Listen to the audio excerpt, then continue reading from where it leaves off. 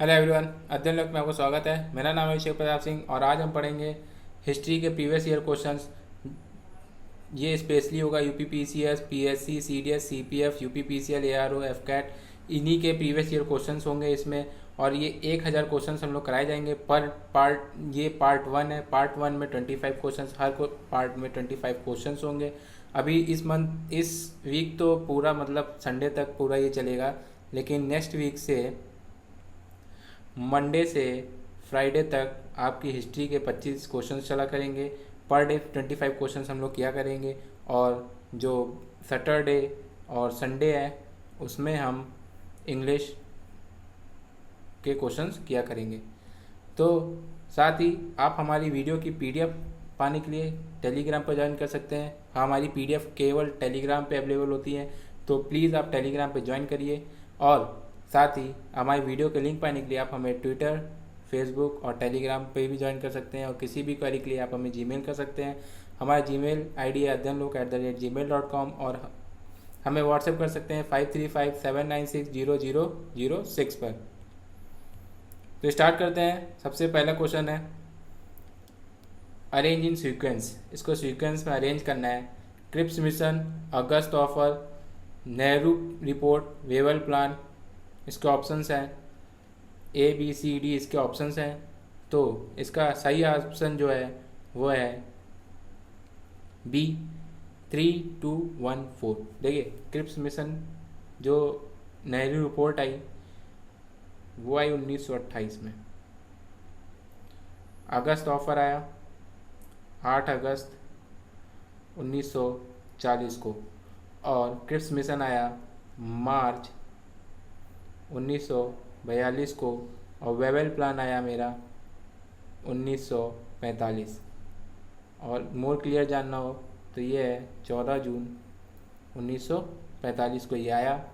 उसके हिसाब से सही आंसर है 3214। अब थोड़ा थोड़ा सबके बारे में हम जान लेते हैं। पहले नेहरू रिपोर्ट 1928 को आई। इस समय जो भारत सचिव थे हमारे, लॉर्ड बर्केनहेड, इन्होंने भारतीयों को एक चुनौती दी कि आप अपना संविधान बना के दिखाएं और ऐसा संविधान बनाएं जिसमें सभी दल को मंजूर हो। भारत मान लेता है इनकी बात को। और एक कमेटी बनाई जाती है जिसके हेड होते हैं मोतीलाल नेहरू। इन्हीं की अध्यक्षता में ये रिपोर्ट तैयार करी जाती है, नेहरू रिपोर्ट, और फिर दी जाती है। बाकी तो इसमें बहुत कुछ है, सब चीज़ नहीं डिस्क्राइब कर सकते, क्योंकि अगर सब चीज़ डिस्क्राइब करने लगेंगे तो वीडियो बहुत बड़ा हो जाएगा। धीरे धीरे हम जानेंगे। अभी 1000 क्वेश्चंस करने हैं, धीरे धीरे हम बहुत कुछ जानेंगे। लेकिन याद रखिएगा, जो नेहरू रिपोर्ट है किसने, मोतीलाल नेहरू ने प्रेजेंट की थी। और उस समय के भारत के जो सचिव थे लॉर्ड बर्केनहेड थे, और 1928 में ही रिपोर्ट आई थी। दूसरी बात करते हैं हम अगस्त ऑफर की। कांग्रेस का एक अधिवेशन हुआ रामगढ़ में 1940 में। एक अधिवेशन हुआ रामगढ़, बिहार में ये अधिवेशन हुआ। और उन्होंने एक प्रस्ताव पारित करते हुए सरकार से कहा, यदि वह केंद्र में एक इंटरिम नेशनल गवर्नमेंट बनाने दें तो वो इंडिया जो है, भारत जो है, वो वर्ल्ड वार सेकेंड में उसका साथ देगा। जो हमारे वायसराय थे उस समय, लॉर्ड लिनिंगथुगो ने उनका ये प्रस्ताव तो नहीं माना, लेकिन 8 अगस्त 1940 को एक प्रस्ताव दिया।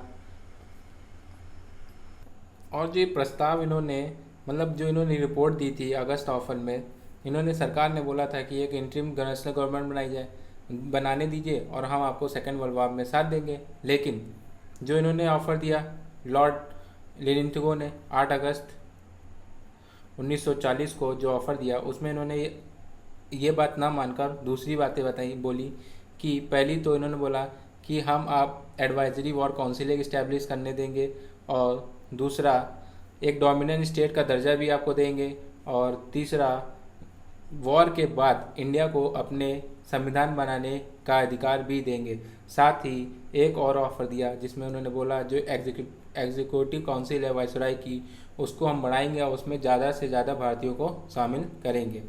हालांकि ये ऑफ़र जो था बाद में फेल हो गया। उसके बाद वेवल प्लान जो आया 1945 को, इसके बारे में बात करते हैं। 14 जून 1945 को आया, इसको शिमला कॉन्फ्रेंस भी बोलते हैं।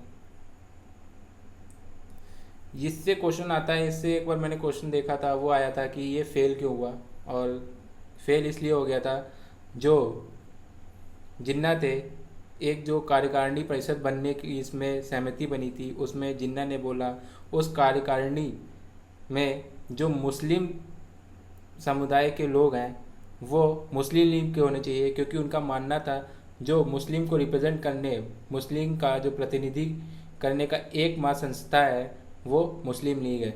ये बात से सहमत नहीं हुए कांग्रेस वाले, और बाद में ये प्लान पूरी तरीके से फेल हो गया, क्योंकि कांग्रेस में बहुत सारे मुस्लिम लीडर्स थे और एक बहुत ही महान थे अबुल कलाम आज़ाद। क्रिप्स मिशन में क्रिप्स मिशन में एक तो स्टैफर्ड क्रिप्स थे, हेड थे, दूसरे थे A.V. अलेक्जेंडर, और तीसरे थे पैथिक लॉरेंस। इन तीनों के नाम याद रखिएगा। क्रिप्स मिशन में कौन कौन था।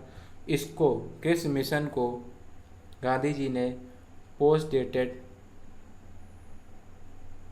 चेक बोला था।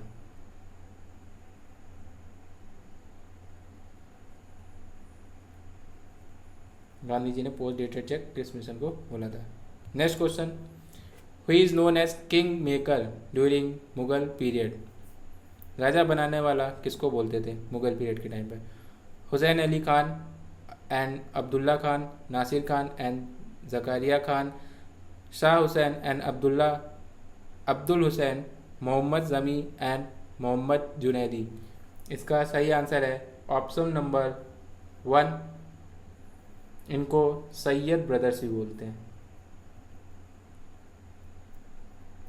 उस समय इनका मुगल पीरियड के टाइम पे इतना वर्चस्व था, ये जिसको चाहते थे उसको राजा बना सकते थे, इसीलिए इनको किंग मेकर बोला जाता था। Question number 3, which of the following statement about civil disobedience movement is correct. Option है it started with Gandhi ji's march to Champaran. Under Gandhi Irwin agreement Congress agreed to give up civil disobedience movement. The British government was quite soft towards the movement from the beginning. या option number 4, there was no violence during the movement। इसका सही answer है option number 1, it started with Gandhi जी's march to Champaran.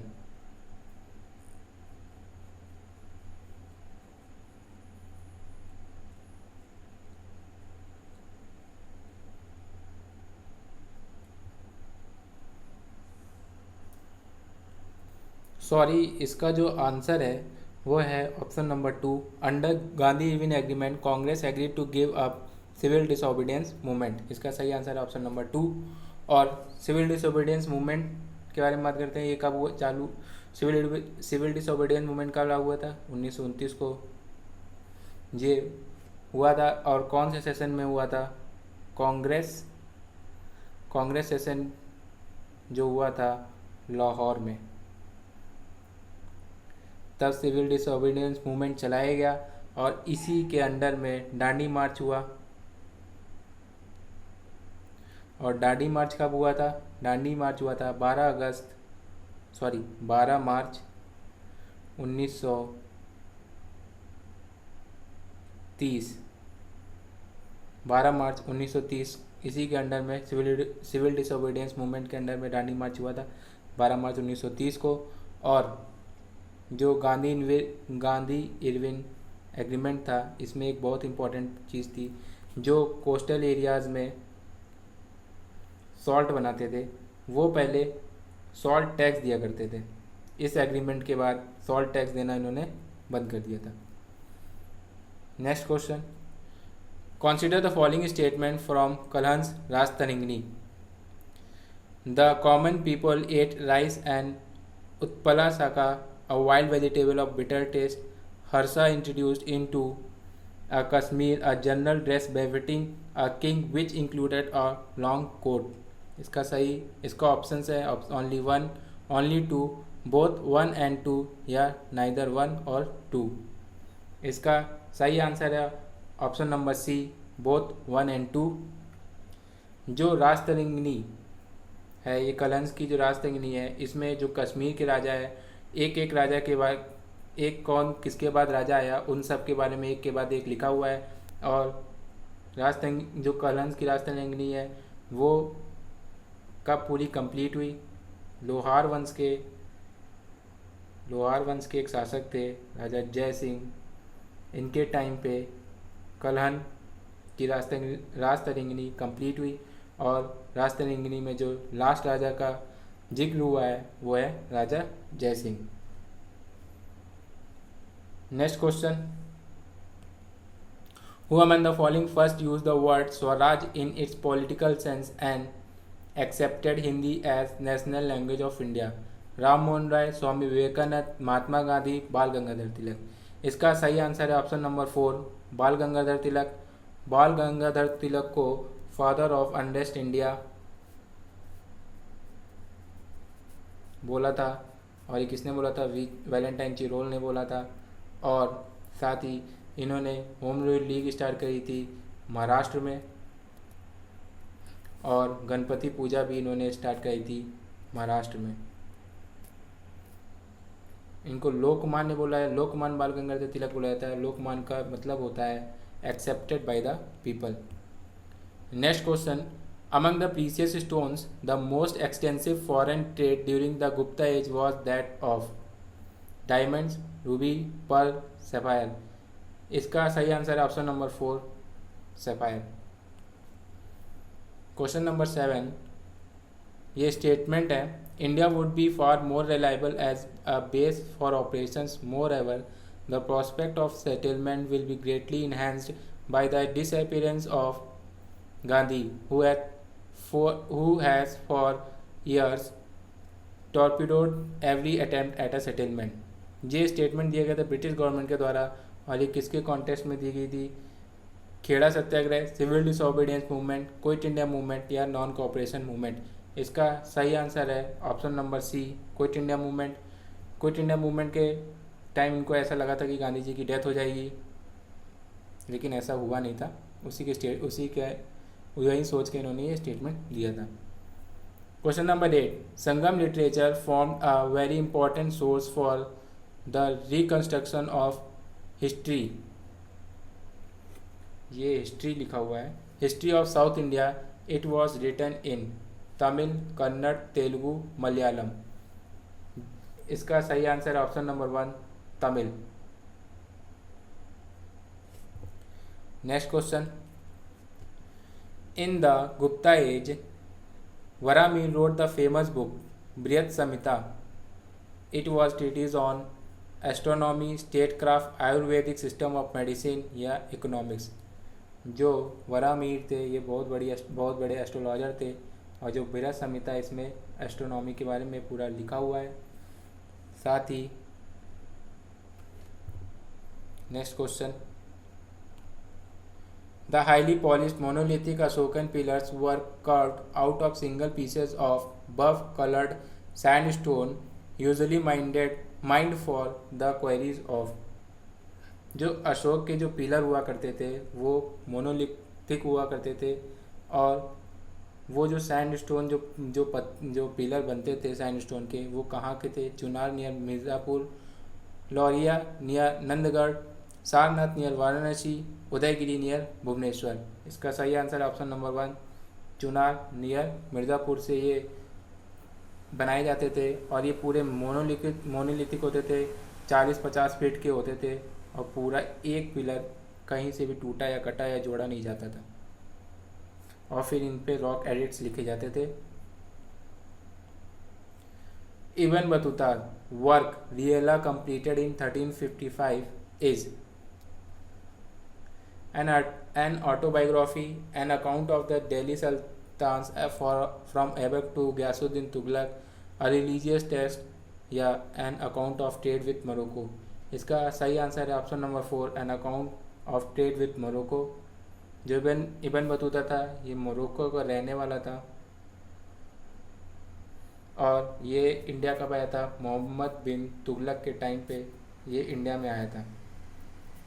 आप हमें बताइएगा इसको chief काजी की उपाधि किसने दी थी? Question number 12, British colonialism in India saw the emergence of new cities. Calcutta, जिसको आप कोलकाता बोलते हैं, वो जब सिटी बनाई गई तो वो किन किन विलेजेस को जोड़कर बनाई गई वो बताना है। इसके ऑप्शन है मिदनापुर, चित्तगोंग, बुरदावन या 24 परगनास, कलिकत्ता, ठाकुरगांव या सुतनाटी, कलिकत्ता, गोविंदपुर, या ऑप्शन नंबर 4 है मिदनापुर, ठाकुरगांव या गोविंदपुर। इसका सही आंसर ऑप्शन नंबर 3, सुतनाटी, कालीकटा, गोविंदपुर। और जो इसकी नींव डाली थी वो किसने डाली थी? जॉब चार्नॉक ने। साथ ही कलिकटा में फोर्ट विलियम बनाया गया, जिसके फर्स्ट गवर्नर हुए sir Charles Eyre. Sir Charles Eyre इसके फर्स्ट गवर्नर हुए। Next question, what was ziyarat in the language of Sufis?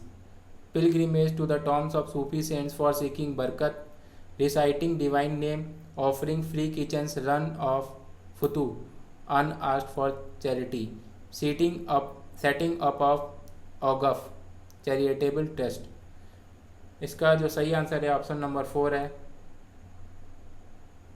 Setting up of औगफ।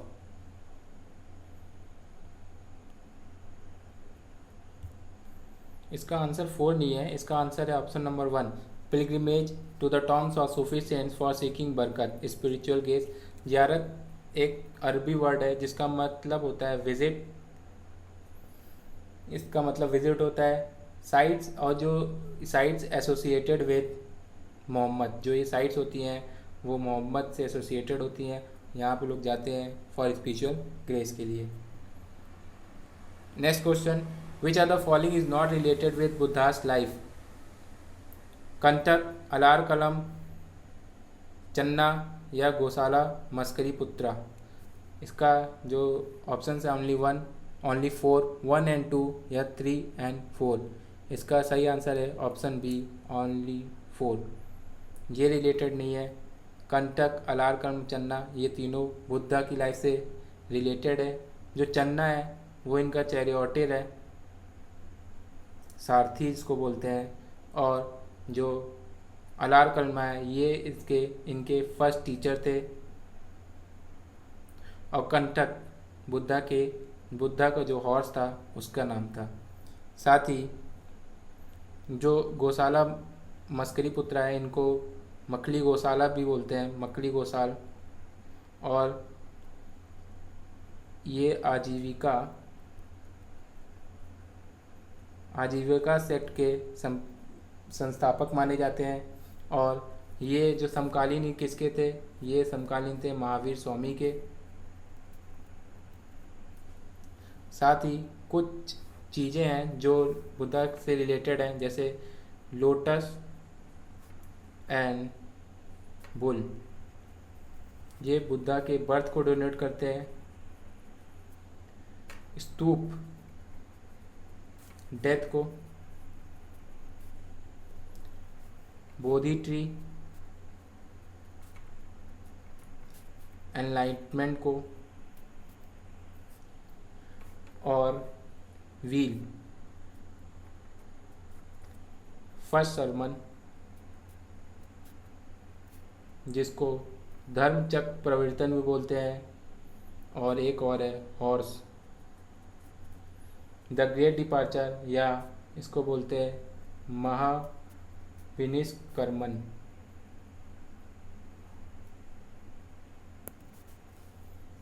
ये चीज़ें याद रखिएगा। Next question, which among the following was not associated with the foundation of all India trade union Congress. इसका option है NM Joshi, लाल लाजपत राय और W गिरी। ये W गिरी नहीं है, ये वी गिरी है। और फोर्थ ऑप्शन है जोसेफ बाप्टिस्टा। इसका जो सही आंसर है ऑप्शन नंबर 3 वी गिरी। और वी गिरी कौन थे? हमारे ये 4th प्रेसिडेंट थे हमारे देश के। दूसरी चीज़ इसमें ये 3 तो रिलेटेड हैं ऑल इंडिया ट्रेड कांग्रेस से, और एक और है जिनका नाम है दीवान चमन लाल। ये चारों ने मिलकर all India trade union Congress को फाउंड करा था। Question number 16, the expounder of yoga philosophy was. Patanjali, Gautam, Jaimini, Shankaracharya. इसका सही आंसर ऑप्शन नंबर 1 पतंजलि। योग दर्शन के प्रवर्तक माने जाते हैं पतंजलि। साथ ही इन्होंने जो पन्निनी के अष्टाध्यायी है उस पर इन्होंने महाभाष्य लिखा था। साथ ही जो जैमिनी है ये मीमांसा दर्शन के प्रवर्तक हैं।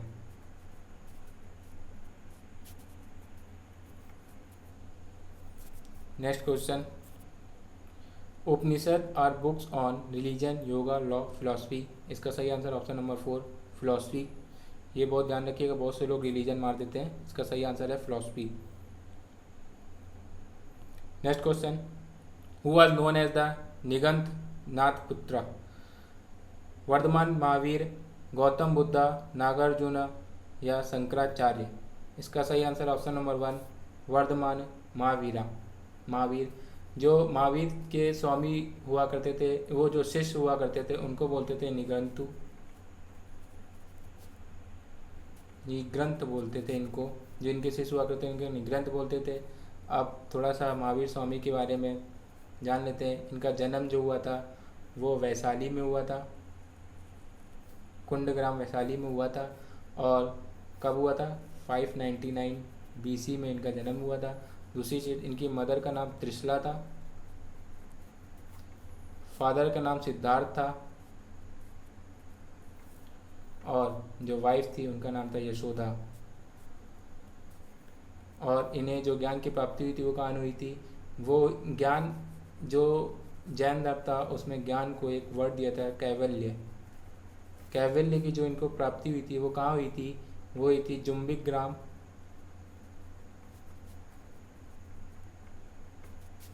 रिजुपालिका नदी। जो रिजुपालिका नदी है उसके तट पर जो साल का वृक्ष होता है उसके नीचे, जुम्बिक ग्राम रिजुपालिका नदी के तट पर साल वृक्ष के नीचे इनको कैवल्य की प्राप्ति हुई थी। Next question, Gandhara school of art came into existence in. Hinayana sect, Mahayana sect, Vaishnava sect या शैव सेक्ट। इसका जो सही आंसर है वो है ऑप्शन नंबर 2 महायान सेक्ट। देखिए, हीनयान सेक्ट और महायान सेक्ट के बारे में पहले जानने से पहले ये जानिए ये आया कब। जो बुद्धा काउंसिल हुई थी, बुद्धिस्ट काउंसिल हुई थी, 4th बुद्धिस्ट काउंसिल, वो हुई कहाँ थी? वो हुई थी कश्मीर में, कुंडल वन में हुई थी। ये कुंडल वन कश्मीर में हुई थी। और उस समय राजा कौन था? उस समय राजा था कनिष्क राजा था। ये कुषाण वंश का बहुत ही महान शासक था। साथ ही जो 4th बुद्धिस्ट काउंसिल हुई थी उसके जो अध्यक्ष कौन थे? अध्यक्ष था वसुमित्र और उपाध्यक्ष थे अश्वघोष। इसके उपाध्यक्ष थे और जो अध्यक्ष थे वसुमित्र थे। 4th बुद्धिस्ट काउंसिल में जो बौद्ध धर्म था वो बट गया हीनयान और महायान सेक्ट में। और हीनयान में कौन लोग थे? जिन्होंने बौद्ध धर्म को, बुद्धा की जो शिक्षा थी उसको ज्यों का त्यों अपनाया और इन्होंने मूर्ति पूजा को नहीं अपनाया था, वो हीनयान कहलाए। और जो महायान थे, इन्होंने समय के अनुसार परिवर्तन करा और मूर्ति पूजा को स्वीकार करा था। ये दोनों एक बहुत बड़ा डिफरेंस है, इसको याद रखिएगा। और ये भी याद रखिएगा काव्य बटे कब, मतलब जो बौद्ध धर्म था उसका कब डिवीजन हुआ, फोर्थ बुद्धिस्ट काउंसिल में। Next question, the third Sangam was held at Madurai, Arikamedu, Ernakulam या टुटिकोरिन। इसका सही आंसर है ऑप्शन नंबर 1 मदुराई। थर्ड तो मदुराई में हुई, फर्स्ट भी मदुराई में हुई थी और सेकंड हुई थी कापटपुरम। अगर आपको इसके अध्यक्ष के नाम पता है, फर्स्ट सेकंड थर्ड में कौन कौन अध्यक्ष था, तो ऑप्शन जरूर बताइएगा। चलिए मैं थोड़ा सा मदद कर देता हूँ। सेकंड वाले का मैं बता देता हूँ। सेकंड वाले में पहले हेड तो ऋषि अगस्त थे, लेकिन बाद में इन्हीं के शिष्य जो थे तोलक पियर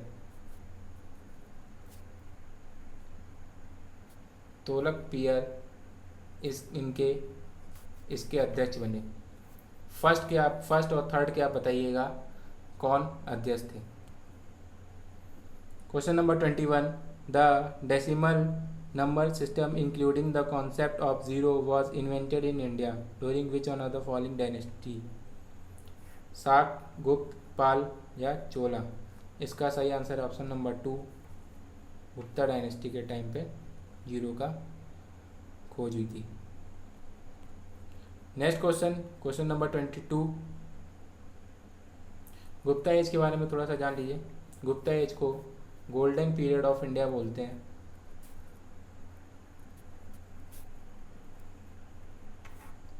साथ ही जो गुप्ता एज का जो फाउंडर है उनको वो थे श्रीगुप्त, लेकिन जो रियल फाउंडर थे वो थे चंद्रगुप्त। इन्होंने जो गुप्ता जो साम्राज्य था उसको पूरा एकदम फ्री करके स्वतंत्र राज्य घोषित कर लिया था,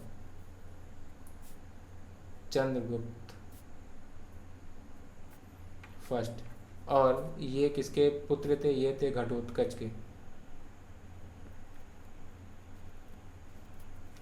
के ये पुत्र थे चंद्रगुप्त प्रथम। और इन्होंने गुप्त संवत चलाया था जो 319 BC AD में चलाया था। Next question, Kumara Sambhavam an epic was composed by Banabhatta, Chandbardai, Harisena, Kalidasa. इसका सही आंसर है ऑप्शन नंबर 4 कालिदास द्वारा कुमार संभव लिखी गई। अब बाणभट्ट के द्वारा जो लिखी गई वो लिखी गई हर्षचरित, ये इंपॉर्टेंट बुकें हैं, हर्षचरित। और एक और लिखी गई थी कादम्बरी और चंडी शतक। बाणभट्ट ने कौन कौन सी हर्षचरित लिखी, कादम्बरी लिखी और चंडी शतक लिखी। चंद्रबरदाई ने पृथ्वीराज रासो,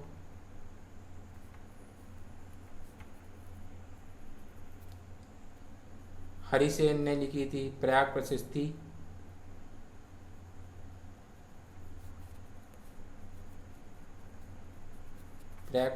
लिखी थी इन्होंने। और ये हरिसेन जो थे राज दरबारी थे किसके, समुद्रगुप्त के।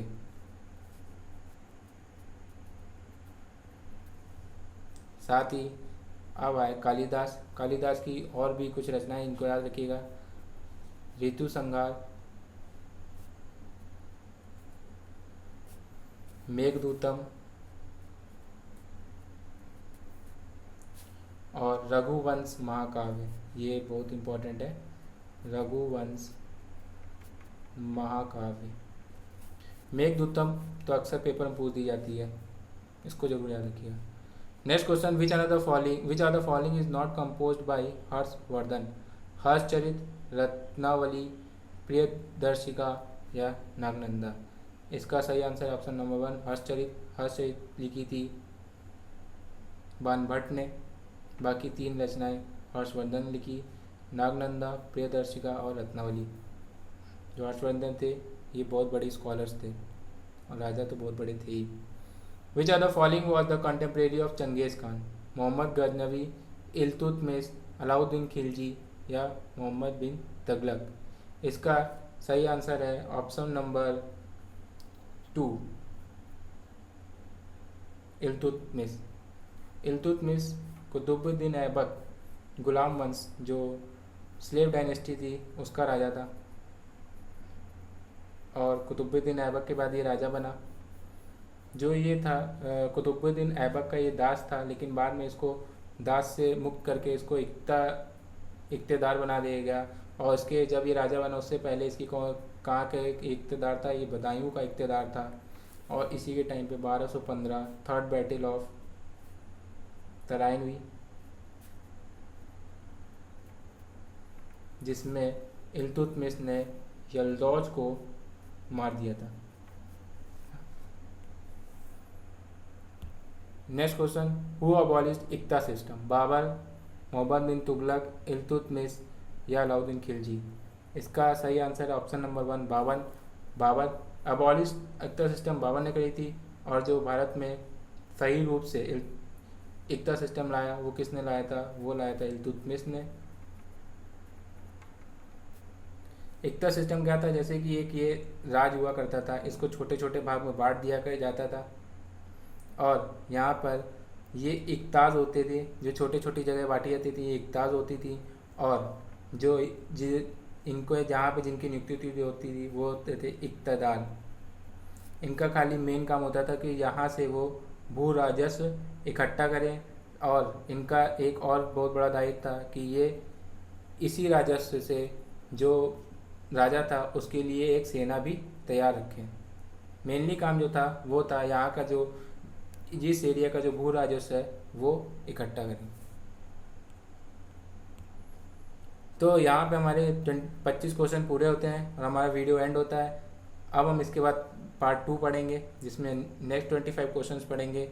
अगर आपको वीडियो अच्छा लगा हो तो प्लीज़ इसको लाइक करिएगा, सब्सक्राइब करिए, साथ ही जो क्वेश्चन पूछा है उसका आंसर भी कमेंट बॉक्स में करिएगा। मिलते हैं पार्ट 2 में, तब तक के लिए good bye and take care.